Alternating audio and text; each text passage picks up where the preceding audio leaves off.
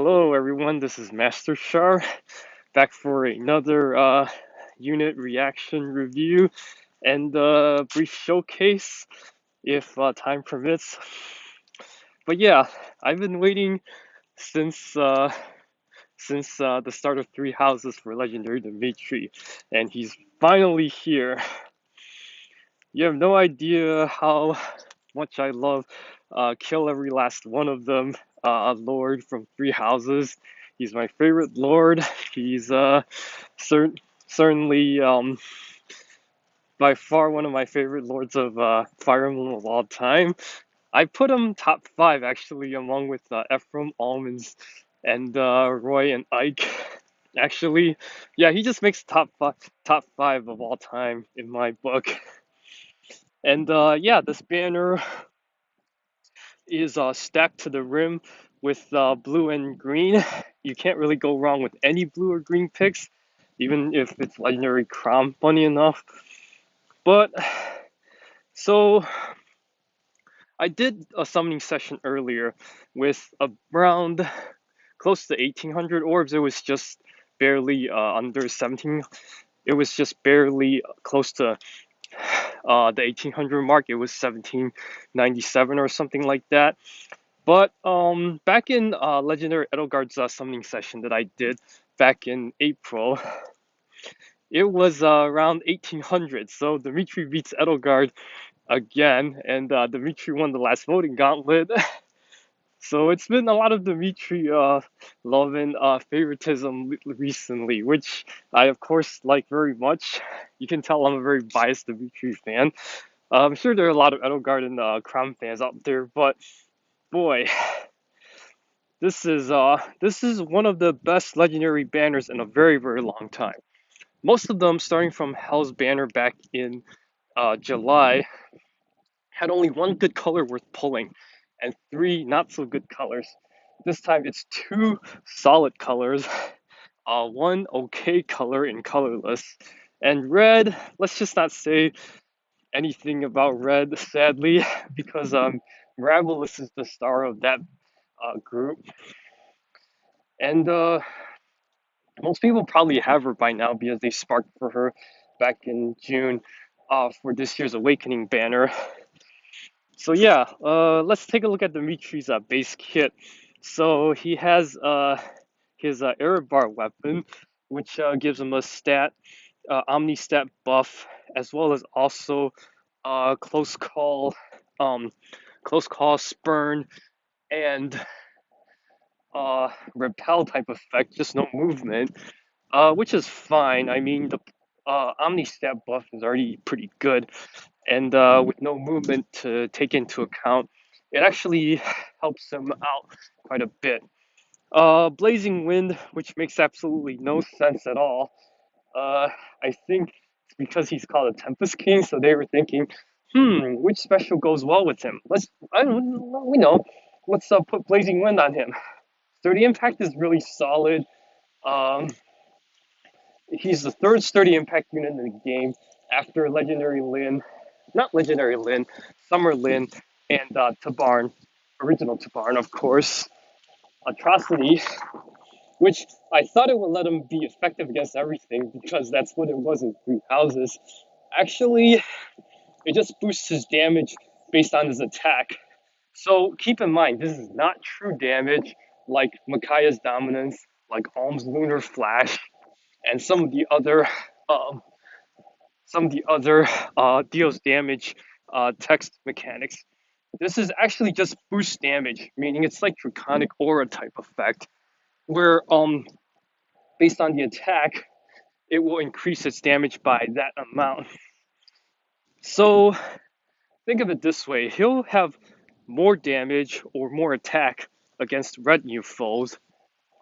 He won't, and then he'll be at base against blues and colorless, and then he'll be at a disadvantage against greens, obviously.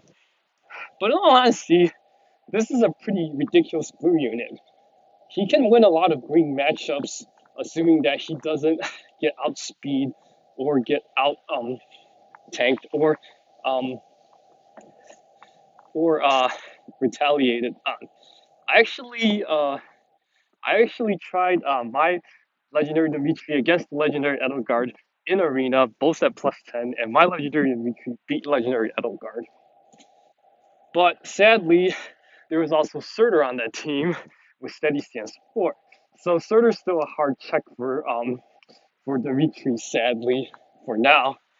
Um, and the only way Dimitri can beat Surtur is if he runs no follow up to break the Wary Fighter and steady stance 4 combo. Tempest 3 is one of those odd movement buff skills. So with Odd Tempest 3 coming out, that means Even Tempest 3 might be around the corner somewhere. And if they ever release the Odd Even Tempest Seal, then basically it's Omni buff movement. But I don't think Tempest skills are going to be a seal. They're too premium and they're too new in the present meta and game to be considered as a seal. Yeah, so he's a water legendary with 180 BST. If you look at Crom, also, he's also 180 in 180 BST, but they're actually 180. They're both 185 BST because of atrocity, um, blaze, sturdy impact, and if you deck them out, um, yeah, Dimitri actually crosses into the 185 threshold mark with the 180 dual skill pushing him along the way. So long story short, you only need either Dimitri or Crom. Two Dimitris or two Croms for max scoring investment 764 water teams as of right now. Now, the thing is that the water legendaries are just in a class of their own. You know, between Dimitri, Crom, and Legendary Leaf, they're the three most dangerous trio, three most dangerous legendaries within a group compared to all the other colors or all the other elements. It's it's safe to say that even with Wind having one left in the dual heroes categories, Wind might be better than Water if uh, if there's another broken unit that comes out, because Legendary Corrin actually matches up very well against against both Leaf and Crom. Not sure about Dimitri because Dimitri packs quite a punch, even with the damage reduction in play. But if you look at Earth, which is Julia, Seliph, and Fire, which is Celica, Edelgard, and Roy, both of those are okay. Like they're not outstanding, and they're not they're not to the level of water legendaries, but they're pretty good to the point where it'll get through you to for their respective seasons. Right now it's fire and water, which is funny because Edelgard and Dimitri are matched up in this season. But it's going to be water month next month, and I'm really looking forward to running Dimitri in my water teams. Now, as far as Dimitri's optimal kit is concerned, I just recently plus 10'd him. He's going with plus attack because attack is a super boon for him. And I have all the skills ready for him for arena runs and whatnot. He's only missing Ether, which would make him a better sustain unit and tankier in certain maps. But I think the DC Heavy Blade Gale Force build works incredibly well, especially in the player's hands.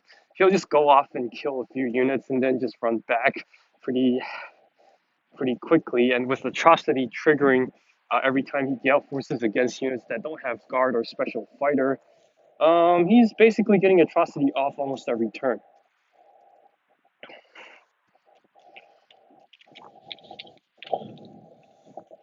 So yeah, these are Dimitri's non-pair up um, non-pair up plus 10 stats. If you add one to all of them, then you get the Dragonflower stats. Um, yeah, at max investment, Dimitri's just insane unit. And even though he's more player phased than his Brave counterpart, um, he he's going to be a he's going to be an issue to deal with both for Arena and Coliseum. He's not going to be as annoying as Crom and Leaf in that both have repositional dance type skills and Gale Force. In Leaf's case, he's a Gale Force archer, more or less. But he's going to be annoying enough that you have to have the right counters, you have to have the right tools, and you have to beat him before he gets his player phase off.